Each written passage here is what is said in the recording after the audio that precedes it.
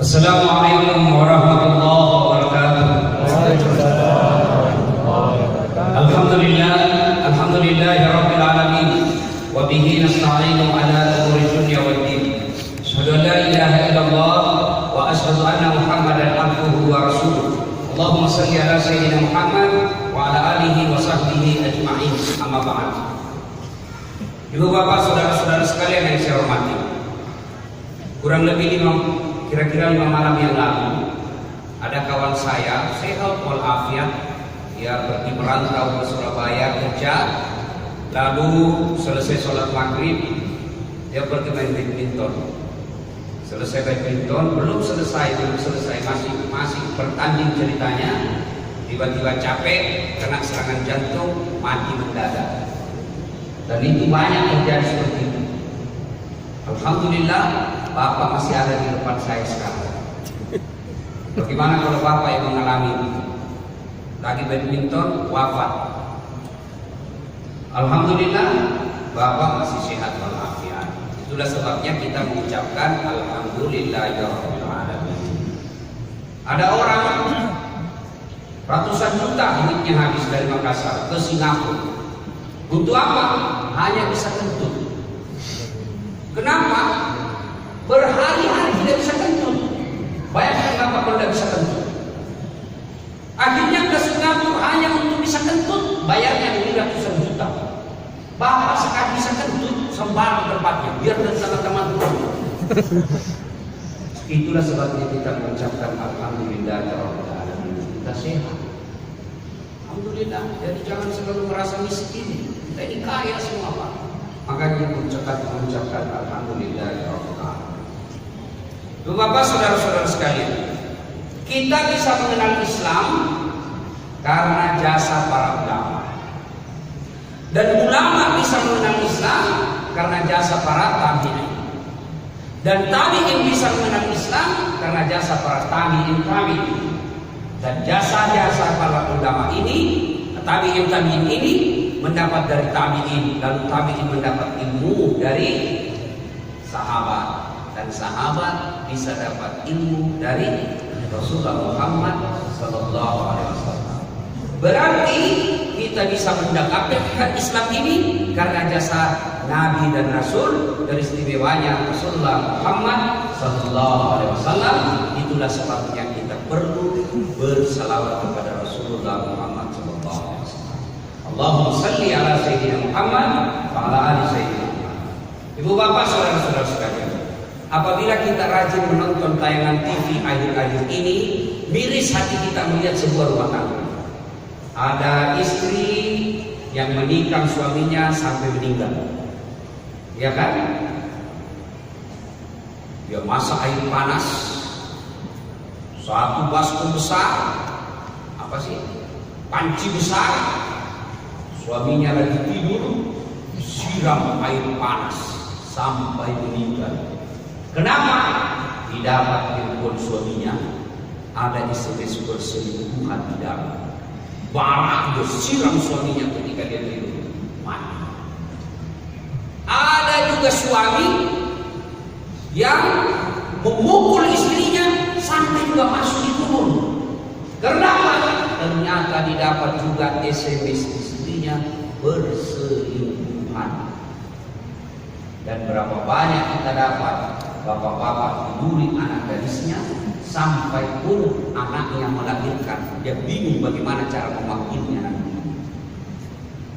Padahal ketika menikah, ucapan berbahagia ramai, kembang ramai, ucapan selamat berbahagia ada di medsos beramai-ramai semua, dengan doa semoga mawaddah warahmah. Tapi ternyata setelah menikah jauh panggang dari Allah. Harapannya mau bahagia, ternyata setelah menikah menderita. Apa sebabnya? Karena menikah tidak meluruskannya. Ini tema kita hari ini kan, mencapai keluarga yang mengantar kita masuk ke dalam surga. Nah, untuk sampai itu yang pertama, kalau mau berkeluarga sakinah mawaddah warahmah, yang luruskan dunia. Ini dulu.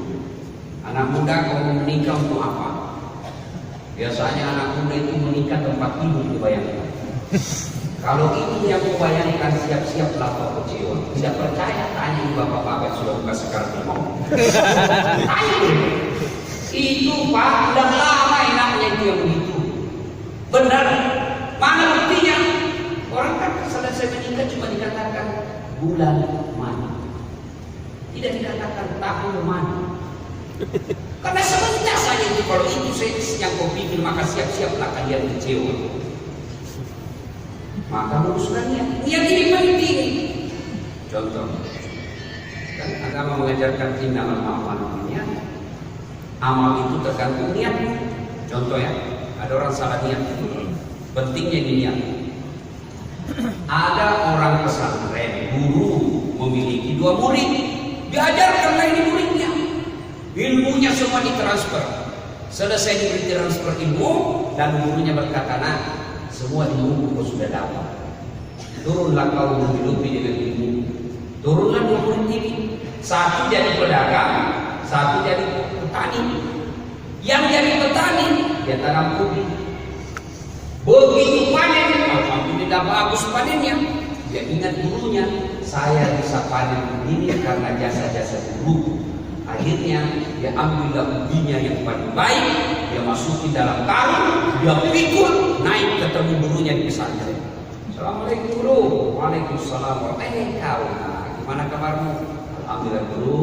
Setelah saya keluar dari pondok, saya bertani. Ini ada ubi saya bawa hasil panen saya. Kata gurunya, bagus masuk masuk di sini, ibu. Dia masukkan kata istrinya gurunya. Cerita-cerita, guru, mohon maaf, saya mau pamit dulu. Kata gurunya, dulu nak, dulu ini gurunya, masuk lagi muridnya, masuk lagi gurunya, istrinya, bu, apa dikasih ini murid kita? Baik betul, dibawakan kita ubi, jalan kaki dia pikul pula, apa kita kasih ini? Kata istrinya, tidak ada pak. Aku cari dulu masa tidak ada kau bisa oleh, cari dulu, tidak ada pak. Kecuali itu ada kambing dibawa kemarin Pak Camat. Kata gurunya, sudah kasih aja itu kambing, saya kan kolesterol tidak butuh kambing. Dikasihlah kamu Pak. Pergi tadi bawa apa? Bawa apa? Ubi. Pulang bawa ubi. Di perjalanan ketemu temannya yang pedagang. Assalamualaikum teman. Waalaikumsalam. Kau dari mana? Tadi mau pondok ketemu guru. Karena pada kami. Dia bilang kasihan, guru kita baik betul. Saya bawakan ubi, saya dikasih kambing. Jalan kalkulator ini pedagang. Namanya pedagang itu untuk rugi. Dia pikir sedangkan ubi dia bawa, udah bawa kambing. Apa lagi kalau lebih dari ubi? Dia ambil mobilnya open car. Dia isi sembako, beras, tepung, minyak, gula, naik ilmunya satu mobil di bawah. Assalamualaikum guru. Waalaikumsalam. Kau nak kenapa? Saya setelah keluar pondok saya jadi pedagang guru. Ini ada sebawa sembako buat guru. Mudah-mudahan dipakai berkah. Cerita-cerita, guru, saya mau mengisi dulu pamit. Kata gurunya, tunggu dulu, dulu. Nah, masukkan istrinya, bu, kasih mobil kita. Baik betul dibawakan kita itu sembako, satu mobil lagi. Tidak ada pak, kau cari dan masa tidak ada di bawah. Cari itu, tidak ada pak, kecuali yang tidak ubi yang dibawa. Ya sudah, kasih aja itu ubi daripada dia pulang kosong, kasih ubi. Dikasihlah dia ubi. Baik dan dibawa. Sembako. Pulang bawa ubinya lagi temannya. Beginilah hidup kita.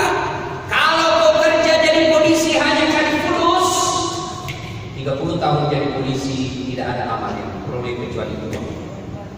Jadi jaksa 30 tahun hanya untuk cari duit, maka 30 tahun hancur amalmu, tidak ada pahala kau dapat di akhirat karena kau hanya dapat cari duit.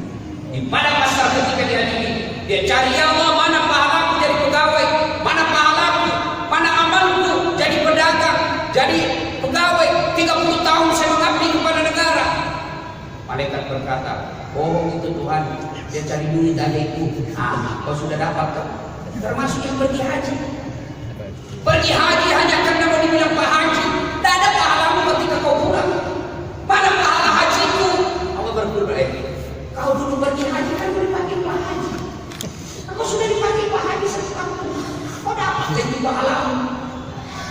Maka luruskan ketika Anda menikah hanya untuk cari popularitas, maka kau tidak dapat pahala. Kata Nabi, nikahilah seseorang karena 4 hal. Ini lesson buat adik-adik yang masih jomblo bersabilillah. Yang jomblo-jomblo ini kata Nabi, nikahilah seseorang karena 4 hal. Ini dulu. 1 kata Nabi, nikahi dia karena kecantikannya. Cantik penting, ayu penting, cantik penting. Kenapa? Karena dia tampil di depan 24 jam. Coba bapak-bapak baru bangun, siapa di depan bapak? Istri. Mau tidur, dia lagi di depan kita. Mau makan, ada lagi. Pulang kerja, pulang dia lagi di depan kita. Jadi kalau jelek pasti cepat ganti casing. Jelek itu muka. Ya, cantik penting, tapi ternyata tidak boleh menjadi prioritas tujuan utama. Kenapa? Cantik ada batasnya. 17 tahun sukses penting, cantik. Semua orang terpesona ketika dia tersebut 17 tahun. Tapi di balik itu angka 17. Balik itu angka 17. 71 masih cantik. Tersenyum cucunya lari tidak menggigit. Apalagi zaman sekarang, bos. Jangan percaya itu cantik, banyak tipu-tipu. Kita lihat fotonya, masya Allah cantik betul. Ternyata kamera 360. Banyak kita lihat itu. Saya lihat di Facebook, mulus betul. Saya lihat fotonya di Instagram, masya Allah cakep, mirip artis. Tapi begitu lihat aslinya hancur. Apalagi ada yang mau percaya perempuan cantik. Yang percaya. Sekarang banyak penipuan palsu. Bulu matanya panjang palsu, matanya biru palsu, bibirnya merah palsu, pipinya biru palsu, rambutnya panjang palsu, pantatnya halus. Ini berapa banyak cowok bunuh diri gara-gara setelah dilihat aslinya jelek. Maka jangan. Boleh cari yang cantik, tapi tidak boleh menjadi prioritas. Kenapa? Cantik ada batas. Yang kedua kata Nabi, nikahilah seseorang karena keturunannya. Lihat siapa keturunannya, lihat siapa bapaknya, lihat siapa ibunya. Ini penting. Keturunan itu penting. Ibaratnya panen. Bapak mau bersawah, yang menentukan itu sawah panen baik atau tidak minimal 2 hal. 1, lahannya harus baik. Biar lahannya baik, kalau bibitnya jelek, ya jalan. Bibit bagus, lahan bagus. Lahanmu bagus, bibitmu jelek, tidak jadi. Bibitmu bagus, lahannya mendarat, jelek, tidak jalan. Maka itulah di agama mengajarkan. Lihat keturunanmu. Tapi ternyata keturunan tidak boleh menjadi prioritas utama. Kenapa? Ada orang yang bapaknya Nabi, justru anaknya pengkhianat. Siapa? Nuh alaihi salam. Ada juga bapaknya pengkhianat, anaknya dari Nabi dan Rasul. Siapa? Ibrahim alaihi salam. Maka keturunan penting dilihat, tapi tidak boleh menjadi prioritas utama. Ada orang bapaknya tukang beca, anaknya menjadi jenderal. Ada juga jenderal bapaknya, anaknya pengedar narkoba. Ada kan begitu. Maka tidak boleh prioritas utama, tapi penting itu kita ucap, penting kita cari, tapi tidak boleh menjadi kunci utama. Yang ketiga kata Nabi, pilihlah karena kekayaannya. Penting juga ini. Islam ternyata tidak melarang materialistik, tapi tidak boleh menghitung hartanya orang. Kau nikahi dia karena harta, tiba-tiba banyak memang duitnya, tapi dia 17 bersaudara. Habis perjuangan Islam. Tidak boleh. Maka laki-laki yang berhormat adalah berdiri dengan kepala tegak tanpa mengharap bantuan mertua. Ini laki-laki. Pernah lihat filmnya tenggelamnya kapal Pandau Beach? Pernah? Itu kan hebat itu saya nutip orang Bugis Makassar. Kau hina saya di kampungmu. Pantang pisang berbuah 2 kali. Pantang lelaki mau makan bekasnya orang. Si Hayati dia tolak cintanya Zainuddin karena Zainuddin tidak keturunannya tidak jelas, tapi ternyata Hayati dihampatkan cintanya oleh orang kaya yang terhormat, lalu dia datang kepada si Zainuddin. Ini kritik tegas, kritik keras Buya Hamka terhadap 2 suku Bugis dan Minangkabau. Lihat keturunannya, lihat kekayaannya penting, tapi tidak boleh menjadi prioritas utama. Yang keempat, kata Nabi, nikahilah dia karena agamanya. Mahasiswa saya bertanya, Ustaz, kenapa agama nomor 4? Mestinya kan nomor 1. Sebenarnya aku salah, bos. Di situ kan titik, ada koma. Utamakan agamanya, karena dengan agama kau akan dapat semua. Untuk mendapat perempuan yang sempurna, dialah cantik, dialah keturunan baik-baik, anak orang kaya pula, bagus pula agamanya, sepertinya sangat sulit. Untung kalau ada 10 di antara 100 orang. Kan yang banyak cantik mukanya, hancur akhlaknya. Bagus akhlaknya, mukanya berantakan. Ada lagi kaya, tukang tipu kan. Mencari dia cantik, dia baik keturunannya, dia punya orang kaya pula, bagus agamanya. Ada di sini, ada di Kota Padang seperti itu. Ada cewek seperti itu, Pak? Ada. Kalau ada tunjukkan saya juga masih mau. Maka kata Nabi, usaha utamakan agama, karena agama meskipun dia miskin, karena cantiknya akhlaknya dia menjadi kaya di akhirat. Mukanya hancur tapi tutur katanya baik, sopan kelakuannya, akhirnya mukanya yang tidak terlalu cantik dipercantik oleh akhlak.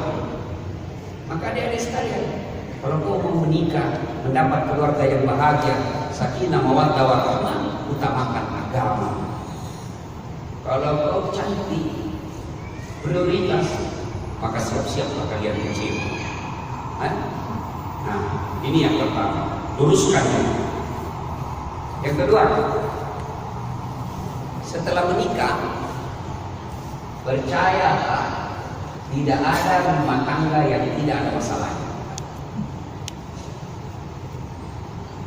Saya ulang, setelah menikah tidak ada rumah tangga yang tidak ada masalahnya. Setelah kalian menikah, baru kelihatan semua aslinya.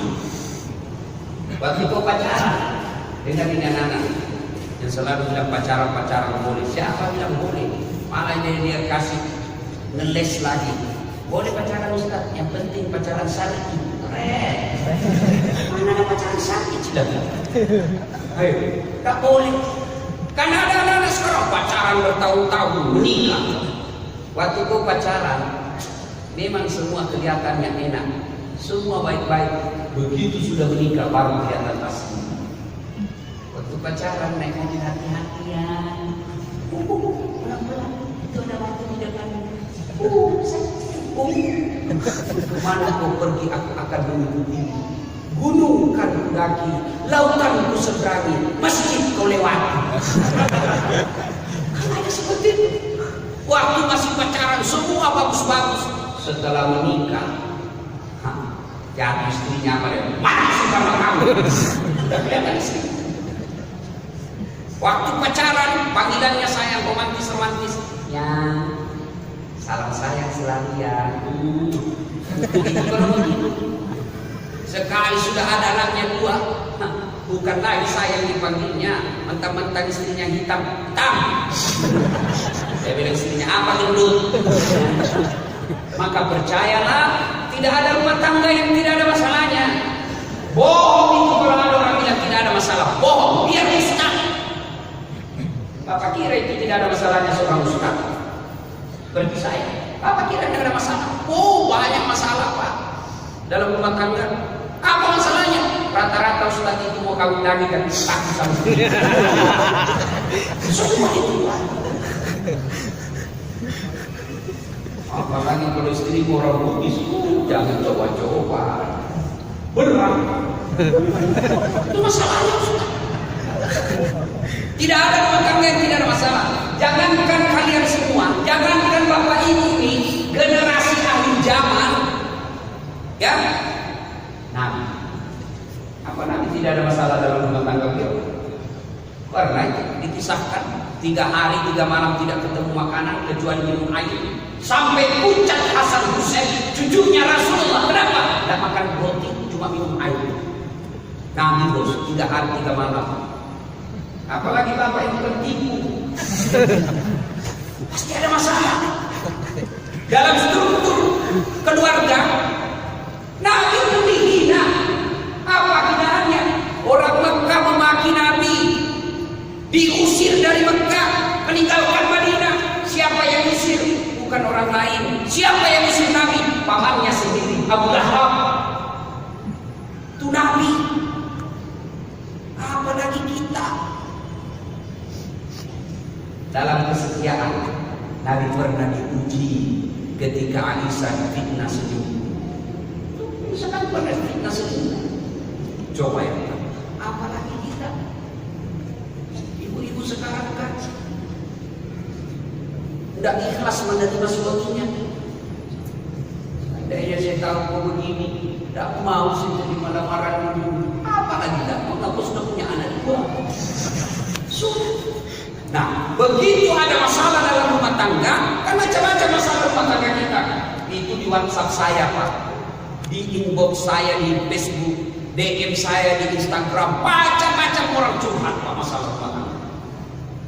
Ada rumah tangga yang suaminya gay, tahu? Gay, laki suka sama laki. Sampai istrinya curhat sama saya. Saya baru tahu Ustaz, pantas lebih setahun tidak pernah saya dinafkahi lagi. Ternyata suaminya suka sama laki-laki. Terakhir, kira-kira 4 hari yang lalu, curhat lagi, baru ditahu bahwa ternyata suaminya kena HIV. Saya bilang ini hikmahnya sehingga kau tidak dinafkahi batin. Coba kalau kau dapat nafkah batin, kau kena juga HIV. Ada juga yang curhat, Ustaz, saya penyakit kanker. Dipicu oleh stres. Stres ini semakin mempercepat saya mati kalau saya selalu stres. Kenapa bisa? Suami saya Ustaz bawa perempuan lain ke rumah. Ustaz, apa tindakan saya? Dua tindakan. Sabar. Tidak bisa sabar. Tindakan kedua apa? Kau ke pengadilan agama, tidak usah cerita jeleknya orang. Tidak ada orang tidak masalah. Ada juga laki-laki yang dihina terus sama istrinya. Saya diremehkan sama istri saya, mentang-mentang dia kerja, saya juga kerja tapi penghasilan saya seadanya, dia lebih baik kerjanya. Itu ada juga laki-laki yang curhat begitu. Sampai saya tidak dihargainya Ustaz, tidak pernah lagi masak buat saya. Saya bilang sabar Pak, rumusnya hanya sabar. Tidak ada yang lain Ustaz, boleh apa ceraikan kalau Bapak tidak bisa sabar, boleh diberikan dengan catatan baik-baik, jangan dicerita kejelekannya. Semua orang punya masalah dalam rumah tangga, dan ketika ada masalah dalam rumah tangga, tidak ada pilihan lain, 2 saja. Ista'inu bisabri wassalam. Sabar, perbaiki suami. Kadang-kala kita bermasalah dalam rumah tangga, Pak. Kenapa? Karena pasangan kita bandingkan orang lain. Wih, romantis betul itu Ustaz rumah tangganya. Kenapa kata romantis? Facebooknya, fotonya, romantis betul berpelukan sama istrinya. Apa itu jaminan dia romantis? Apa itu jaminan dia bahagia? Soal foto di Facebook itu 5 menit di-share selesai. Kita nggak tahu yang 23 jam sekian menit apa yang terjadi dalam rumah tangganya. Foto-foto, bodoh itu kalau fotonya yang bertengkar, dia share ke Facebook. Doh namanya. Percaya. Semua orang punya masalah. Maka Allah mengajarkan kalau ada masalahmu, kau sabar. Gimana itu sabar? Coba lihat Ayub alaihissalam. Tadinya kaya, hancur bisnisnya. Dia hanya berkata, alhamdulillah, serba saya kaya. Berapa banyak orang tidak pernah merasakan namanya kaya. Tidak cukup sampai di situ, diuji dan diuji lagi oleh Allah, meninggal anaknya. Datang lagi iblis, berhenti kau sampai itu Allah, apa itu Tuhanmu? Diambil hartamu, sekarang diambil lagi anakmu. Apa kata Ayub alaihissalam? Alhamdulillah, saya sempat punya anak. Berapa banyak orang berkeluarga puluhan tahun dan punya anak. Saya alhamdulillah sempat punya anak. Ada juga mahasiswa yang sudah datang, saya juga sudah mau sarjana dan punya anak. Karena ada seribu dong. Mana punya anak ada seribu. Ada juga lebih hebat Pak, ada suaminya punya anak. Aja menjadi domo lagi. Macam-macam. Ayub alaihissalam habis usahanya, meninggal anaknya, diuji lagi. Apa ujiannya?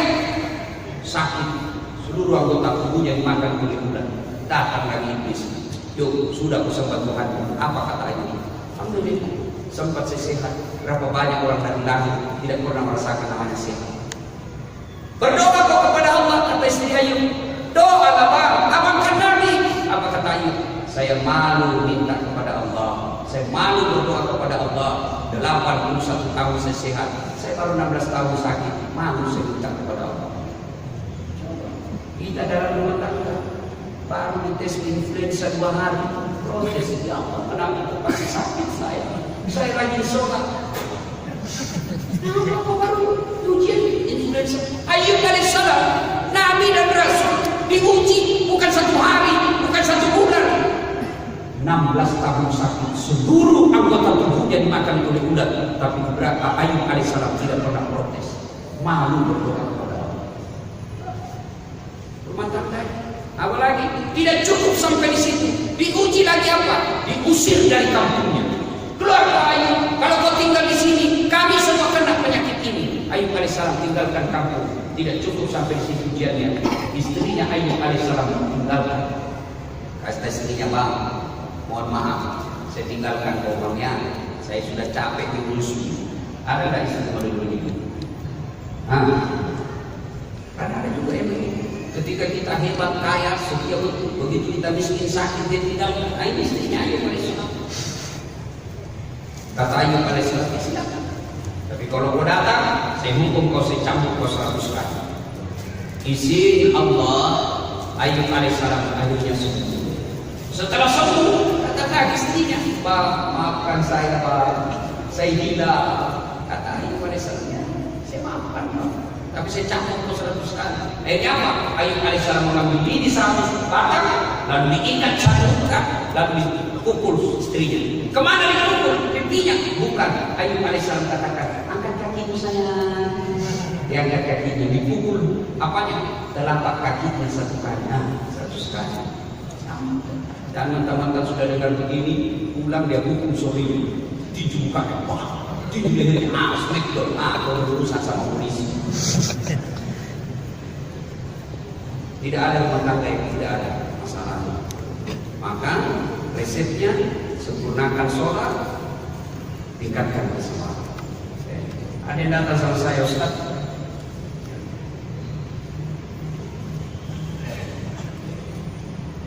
Apa itu?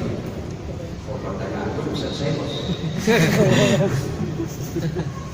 Nah, yang berikutnya setelah diuji itu, maka tingkatkan kesabaran. Sabar itu apa? Apakah sabar itu kita duduk-duduk di tempelin? Saya sabar, Bos. Bukan sabar namanya, beda-beda. Lalu apa itu sabar? Buka Quran. Alladzi idza asaba musibah qalu inna lillahi wa inna ilaihi raji'un. Segalanya datang dari Allah, segalanya akan kembali kepada Allah. Tadinya punya mobil, tiba-tiba bangkrut, inna lillahi wa inna ilaihi raji'un. Tadinya rumah mewah, tiba-tiba bangkrut, inna lillahi wa inna ilaihi raji'un. Tiba-tiba ditinggal istri, inna lillahi wa inna ilaihi raji'un. Ada musibah dalam rumah tangga, inna lillahi wa inna ilaihi raji'un. Akan kesabaran. Yang kedua, sempurnakan syukur. Percaya, tidak ada rumah tangga yang bahagia kalau dia tidak sholat. Ada pernah saya pergi ceramah di Kalimantan Selatan karena dulu selesai saya khutbah Jumat, adalah bapak-bapak yang datang. Dia pegang saya punya paha, Lalu dia berdoa, minta didoakan, Ustaz, doakan saya. Kenapa Pak? Saya ini perantau tapi bangkrut. 2 bulan ini saya bangkrut Ustaz, dikejar-kejar. Saya mau pulang ke Sulawesi, malu pulang merantau, bawa utang. Saya mau tinggal dikejar-kejar Ustaz, tolong saya Ustaz. Bilang baik, sebelum saya doakan, tolong jawab. Bagaimana sholat Bapak selesai? Apa kata? Oh itu dia Ustaz. Maaf saja kadang-kala saya terlambat, kadang-kala saya tidak datang. Sebelum saya datang Ustaz, paling terlambat datang, paling cepat pulang. Begitu orang khotbah kadang-kala saya tidur.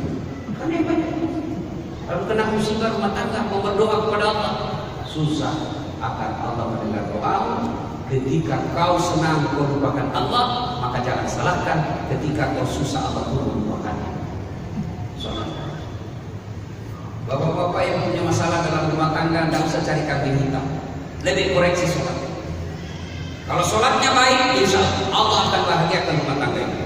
Tapi kalau sholat tidak baik, maka jangankan dia, anak-anaknya juga nanti itu susah. Kalau bapaknya tukang beca, bapaknya tidak sholat, anak-anaknya biasa juga itu jadi tukang beca. Tapi kalau bapaknya baik sholatnya, biasanya anaknya yang angkat derajat orang tuanya. Penting, makanya bapak-bapak perhatikan sholatnya anak. Tapi kita yang kita perhatikan sekolahnya. Terlambat bangun subuh, baik, cepat, pergi sekolah, kita lambat. Tidak disuruhnya sholat. Cepat, sholat dulu, saya lambat Pak. Biar bisa lambat sekolah, yang penting kau tidak tinggalkan sholat. Sholat dulu. Bapak kalau punya anak, sholat ini yang perhatikan. Kalau anak kita baik sholatnya, insya Allah tidak dibuat malu kita. Tapi kalau sholatnya tidak baik, lihat ini sekolahnya, dia akan menghancurkan kita dunia sampai di akhir. Dan yang ketiga, dalam rumah tangga itu tadi pilih pasangan yang baik. Yakinlah selalu bahwa tidak ada rumah tangga yang tidak ada masalahnya. Dan ketika ada masalah Anda dapat perbaiki sholat, tingkatkan kesabaran. Rumus yang ketiga, jika Anda ingin mendapat kebahagiaan dunia dan akhirat, maka muliakan orang tua. Tidak ada rumah tangga yang bahagia ketika dia tidak tahu memuliakan. Apa kadang-kala jadi pegawai sopan betul sama kepala dinasnya, tapi bukan kepala dinasnya sekolah. Coba lihat model-model kita Pak yang pegawai. Begitu selesai lebaran kemana Bapak? Langsung ke kepala dinasnya, langsung ke camat, langsung ke gubernurnya. Padahal yang diutamakan orang tua dulu kita datang. Kalau Bapak bermasalah, dagang rugi, bawa taksi, tabrakan lagi mobilnya, kerja lagi, tidak ada yang pernah beres. Maka periksa bagaimana cara Anda memuliakan orang tua. Ridha Allah fi ridha walidain, sukillah fi sukil walidain. Ridhanya Allah tergantung ridhanya kedua orang tua, murkanya Allah tergantung dari murkanya kedua orang tua. Apabila orang tua sudah berkata kepada kita, nah saya ridha, mudah-mudahan maka kamu bahagia, insyaallah. Maka Bapak Ibu jangan pernah lupakan mendoakan orang tua. Haruslah orang tua sholat lalu doakan kita? Tidak harus dia selesai sholat dulu, tidak. Bagaimana? Telepon saja, Ma, hari ini saya mau ini Ma, doakan saya selamat dunia akhirat. Begitu ibumu mengatakan amin, itulah doa. Saya dalam hidup saya minimal 2 kali dalam sehari saya telepon ibu saya, minimal itu. Pagi baru bangun, Ma, bagaimana kabar? Sehat-sehat. Nah, jangan lupa Ma, doakan saya selamat, ringan dakwah saya sehat selamanya. Begitu ibu saya bilang amin, tenang perasaan, itu yang menggetarkan arasnya. Mau tidur lagi, minta lagi didoakan, Ma, gimana kabar? Alhamdulillah, sudah sholat isya? Sudah. Jangan lupa maafkan orang yang berdosa dan menyakiti pada hari ini. Dan yang penting Ma, doakan saya selamat. Amin, saya selalu. Itu enaknya minta didoakan sama orang tua. Ikhlas. Dan kalau kita minta maaf sama orang tua, itu belum kita minta maaf. Maafkan saya, apa dia kata jawabannya? Oh belum minta maaf, nah, saya sudah maafkan kamu. Tapi berapa banyak rumah tangga yang berantakan tidak bisa meraih kebahagiaan? Kenapa? sekarang tidak menghormati orang tua. Biasanya kita sih hormat sama orang tua, Pak. Biasanya kita hormat sama orang tua. Tapi yang kadang-kadang kita membuat berdosa, kalau istri kita lebih taat sama istri daripada orang tua. Pernah dengar kisahnya sahabat Al-Qamah? Al-Qamah ini rahasia luar biasa.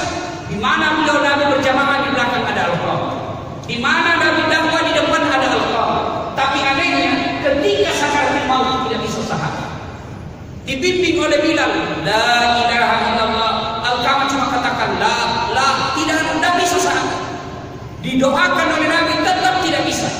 Nabi lalu berkata, kau cari orang tua. Cari bapaknya ternyata sudah meninggal. Cari ibunya ketemu. Kata Bilal, bu, anaknya si Al-Qamah sakaratul maut tidak bisa sahab. Mungkin ada dosanya sama ibu. Apa kata ibunya? Dia dapat sudah kurang ajar. Nabi setengah mati itu lahirnya, setengah mati itu besarkan. Setelah ada istrinya, lebih disayang istrinya dari saya. Pernah satu ketika saya ke rumahnya, saya baru mengetuk pintunya, saya dengar itu istrinya berkata, sembunyi itu kacang, datang mama. Sejak itu tidak mau lagi mamanya ketemu. Nangis ibunya kembali. Cerita ini sampai kepada Nabi. Nabi lalu berkata, kau panggil ibu. Tak selamat punya anak kalau tidak diampuni ibunya. Panggil ibunya. Kata Nabi, oh maafkan anaknya. Saya tidak mau ya Rasul. Maafkan, tidak mau ya Rasul. Kurang ajar itu anak. Kata Nabi, jalan satu-satunya. Lebih baik saya bakar api di dunia daripada api neraka yang bakar. Api di dunia tidak sekeras dengan api akhirat. Kata Nabi, kalau ibu tidak mau maafkan saya bakar anakku, silakan bakar aja. Nabi katakan, kumpulkan kalian. Dikumpul. Begitu mau besar apinya. Tanya lagi, bu, betul tidak mau? Betul ya Rasul, saya tidak mau. Nabi katakan, angkat, lempar. Begitu mau dilempar ke bara api, anak ibunya berkata, tahan, jangan kau bakar anak. Lebih baik saya maafkan dia daripada kebakar. Tidak ada artinya ketimbang penderitaan melahirkannya. Saksikan ya Muhammad, saya ampuni dosa-dosanya anak. Begitu dia katakan, saya ampuni dosa-dosanya anak. Nabi tanya lagi, betul ibu maaf? Betul ya Rasul, tetapkan dia. Setelah ditetapkan, baru dia mengucapkan, la ilaha illallah Muhammad Rasul. Sahabat Nabi tidak bisa mengucapkan dua kalimat syahadat karena durhaka kepada kedua orang tua. Ibu setelah diserahkan ibu kepada kepada suami, maka ibu wajib lebih taat kepada suami daripada orang tua. Kecuali perintah suami tidak melanggar agama, boleh tidak ditaat. Kalau suami cuma bilang jangan keluar rumah sebelum saya pulang, nggak boleh itu. Ada sahabat Nabi juga itu. Sakit ibunya, datang tetangganya manggil, bu, kau pergi lihat mama sedang sakit. Apa kata ini? Mohon maaf, suamiku pergi perang. Saya dipesan tidak boleh tinggalkan rumah sebelum pulang. Pergi itu sang utusan. Sakaratil maut datang lagi. Bu sudah sakaratil maut, kau datang lihat. Saya tidak bisa, suami saya belum datang. Akhirnya meninggal, datang lagi itu utusan. Kau datang untuk terakhir kalinya. Kau pergi lihat sebelum dimakamkan. Mohon maaf, suami saya belum pulang. Jadi Kelly ini yang utusan, dia pergi melapor kepada Nabi, ya Rasulullah tetangga saya mulai sakit, sakaratul maut sampai dimakamkan 3 kali saya datang memanggilnya, dia tidak datang lihat ibu. Kenapa bisa begitu? Durhaka betul itu anak. Katanya dipesan suaminya, jangan tinggalkan rumah sebelum saya pulang dari perang. Mendengar ini, apa Nabi marah? Subhanallah, Nabi justru mengucapkan, diampuni ibu yang meninggal karena punya anak yang taat terhadap perintah suaminya. Masih ada kira-kira istimewa begini? Masih ada? Insya Allah ini tidak. Tapi yang banyak sekarang Pak di kota-kota besar, baru pergi suaminya 1 menit, 1 jam dia telepon teman kuliahnya. Oh datang ada sudah suami. Istri model begini tentu menjadi puncak, tentu menjadi sumber kesengsaraan dalam hidup. Yang keempat, jika ingin mencapai keluarga yang sakinah mawaddah warahmah, suami harus tahu kewajibannya dan melaksanakan kewajibannya sebagai suami. Istri pun harus tahu dan melaksanakan kewajiban sebagai istri. Kewajiban suami mencari nafkah, kewajiban suami mendidik, kewajiban suami melindungi rumah tangganya. Sebaliknya kewajiban istri adalah memelihara penghasilan suaminya, taat terhadap perintah suaminya dan menyenangkan hati ketika suami ada di rumah. Ini yang harus. Ibu-ibu, halo ibu, mau masuk surga? Mau? Ini 4 kata Nabi. Kalau perempuan masuk surga itu syaratnya 4 saja. Gampang sekali. 1, dirikan sholat. Pasti ibu-ibu sholat. Yang kedua, kata Nabi, berpuasa di bulan suci Ramadan. Nah itu pasti puasa Ramadan. Yang ketiga, jaga harga dirimu. Bagaimana cara jaga harga diri? Salah satu diantaranya berpakaian yang muslimah ketika setiap keluar rumah. Dan yang keempat, kata Nabi, taati perintah suami. Nah ini agak berat. Sholat, puasa, jaga harga diri dia mampu, tapi menaati perintah suaminya agak berat. Nabi ketika Isra Mi'raj diperlihatkan surga, alhamdulillah begitu banyak perempuan dalam surga. Begitu ditengok neraka, alhamdulillah ternyata lebih banyak perempuan dalam neraka. Tanya Nabi, kenapa bisa begitu ya Rasulullah? Ada 2 kelemahan perempuan. 1, tidak bisa menjaga mulutnya dosa. Yang kedua, tidak mampu mensyukuri suami. Banyak perempuan yang alami akhirnya nanti masuk neraka, jauh dari surga gara-gara berkhianat kepada suaminya, dalam arti tidak mematuhi perintah suami. Ibu bapak saudara-saudara sekalian, ini saja tausiah kita pada takdir kita kali ini. Mohon maaf jika tidak berkenan. Saya capek betul Pak. Di panitia saya sudah pesan paling banyak 2 acara 1 hari. Ternyata saya dikasih acara 5. Enak memang mendengarnya roadshow bagi pendengarnya, tapi saya menderita Pak. Yang saya tadi tinggalkan itu Palembang sebelum sholat subuh, belum sempat sarapan, sholat di bandara. Sampai di sini pukul jam 8, langsung dibawa ke tempat acara. Selesai acara situ langsung dibawa ke sini. Mbak sempat juga ngisi dulu. Motor aja kalau mau dipakai isi bensin dulu. Sudahlah saya memaklumi saya, tapi tentu Bapak menganiaya saya kalau langsung ke jam 3 lagi Bapak akan semangat hidup saya. Ya, ini karena kecintaan dalam dakwah. Ya, mudah-mudahan apa yang saya sampaikan ada manfaat. Kalau ada yang mau bertanya, silakan di DM atau di inbox di Facebook saya atau di DM di Instagram saya. @latif 1212. @latif 1212. Ini ada 9 pertanyaan. Ya. Bismillahirrahmanirrahim. Assalamualaikum. Saya ingin bertanya, bagaimana apabila suami saya masih sering berjudi, sedangkan sudah sering saya ingatkan dan saya nasihati. Bu, percaya deh Bu, paling susah ibu nasihati suami, pasti dia tidak mendengar. Betul-betul suami yang hebat imannya itu yang mau dan bukan nasihatnya sih. Kenapa? Suami itu memang egonya tinggi. Apa kau mau nasihati saya? Saya nafkahi kamu, saya kasih berikan ke rumah, saya ya ini. Maka bagaimana caranya menasihati suami? Jangan ibu yang nasihati suami. Gimana caranya? Putar kasetnya Ustaz Das'ad di YouTube, putar ceramahnya Ustaz Abdul Somad, pura-pura ibu dengar. Suami ada di samping, bahaslah tentang sifat-sifat penjudi ini, supaya begitu rupanya. Karena kalau itu suaminya ditutup telinganya, apalagi kalau ibu sendiri suka ngomel. Kan ibu-ibu penyakitnya kan suka ngomel. Kalau istri ibu juga suka ngomel, Pak. Jika menghadapi istri yang suka ngomel itu gampang sekali. Bagaimana caranya Ustaz? Diam. Tidak usah diajak ngomong. Kalau dia nanya, diam saja. Karena kalau dijelaskan tidak masuk di otak dia kambing. Apalagi kalau dia sudah bilang pokoknya, diam saja. Sudah dijelaskan 1 muncul 2, dijelaskan 2 muncul 3. Sudah jelas semua, dia ungkap lagi yang 4 tahun yang lalu. Padahal sudah 7 tahun lalu. Itulah perempuan. Maka kadang-kadang kalau sifat perempuan begini lalu mau dinasihati suami, tidak mempan. Gimana caranya? Kalau ada rezekimu, bikin pengajian di rumah. Bikin pengajian di rumah. Curhat sama Ustaz. Ustaz, suamiku begini.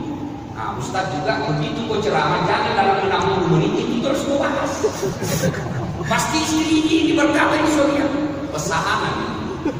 Ini pasti istri saya yang sengaja ini. Nah itu Ustaz, kalau 1 jam ya canda-canda saja 30 menit. Bahas itu soal judi suami 5 menit saja supaya suami, oh bukan saya sebenarnya ini tujuan utamanya.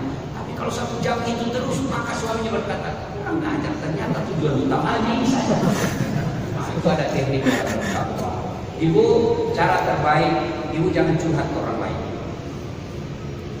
Ketika suami tukang judi, hidayah bukan dari ustaz, hidayah datang dari Allah. Maka yang terbaik ibu bangun sholat hajat, berdoa kepada Allah. Dan doa itu tidak harus bahasa Arab. Ini banyak di antara kita ini berdoa, beli buku doa, lalu dia hafal. Doa itu bukan menghafal, doa itu curhat.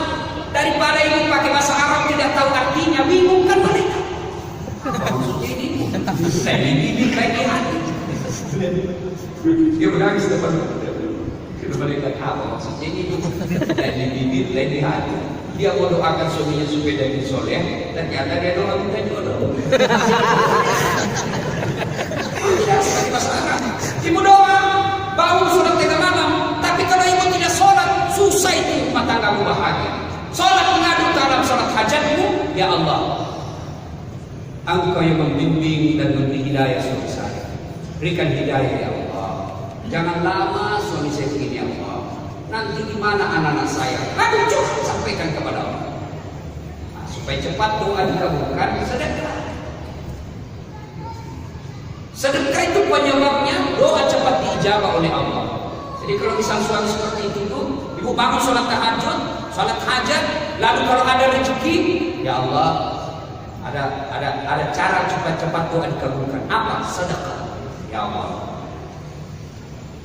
lindungi suamiku. Ya Allah, ini ada duit saya 500 juta. Besok saya bawa ke Muslim Care Center, Minangkabau Muslim Center. Saya datang bawa ini ya Allah. Mudah-mudahan sedekah kepada sesama muslim, suamiku mendapat hidayah dan terhindar dari wanita jahat. Cuma jadi masalah kalau suaminya juga baru sholat tahajud. Dia tahu juga musuh. Ya Allah, saya sudah capek dengan istri. Tidak dong, ngama aja kerjanya. Ya Allah, besok saya bawa duit saya ini ke Minangkabau Muslim Center 500 ribu.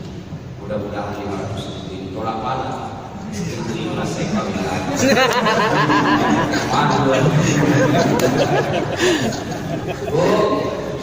Ketika kasus seperti ini, pertama bersabar, yang kedua doakan, yang ketiga ajak dakwah. Kalau dia sulit diajak dakwah seperti ini, pagi-pagi itu putar TV. Saya pada pernah mondok pesantren. Tapi bagaimana bapak saya? Karena bapak saya juga bukan ulama, bukan ustaz. Gimana? Baru bangun pagi itu diputar kaset-kaset ceramah. Saya ingat itu waktu itu masih booming-boomingnya kaset CD di Densel. Diputar tiap pagi. Baru bangun kita sholat subuh dia putar ini. Kalau 1 jam dengar ceramah dalam rumah, masa tak nanya biar diurus. Putar aja. Paling tidak ada sudah tahu agama. Nah, soal diamalkan, kita minta hidayah kepada Allah, mudah-mudahan diamalkan ilmu yang diperoleh. Memang kadang-kadang sekarang kan jarang putar-putar ceramah di rumah. Nggak ada lagu-lagu. Ya, itu yang pertama. Pertanyaan berikutnya, bagaimana apabila suami masih sering memikirkan mantannya?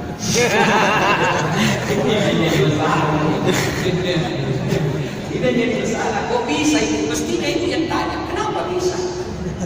Ada memang perempuan begitu Pak. Saya dulu waktu SD ada perempuan juga saya suka dan dia juga suka sama saya. Istri monyet di kampung sampai sekarang ternyata dia masih suka sama saya.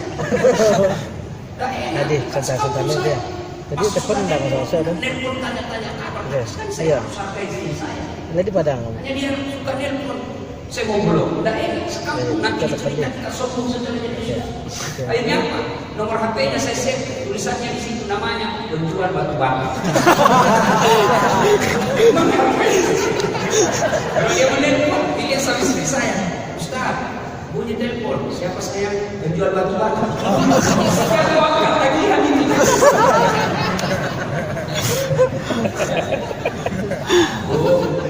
Kalau suami masih suka mengingat Ibu harus cari tahu kenapa ini mantan selalu disenang sama suami. Ikutilah. Oh ternyata ini mantannya disenang pakai warna merah. Coba ibu suka pakai warna merah.